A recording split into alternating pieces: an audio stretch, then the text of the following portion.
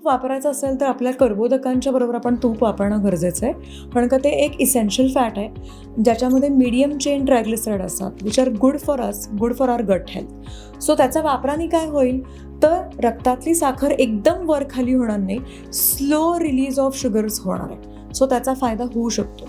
Okay, so आपण आपल्या भातावर किंवा भाकरीवर किंवा पोळीवर आपण अर्धा चमचा तूप घेतलं तर त्याचा फायदाच होणार आहे.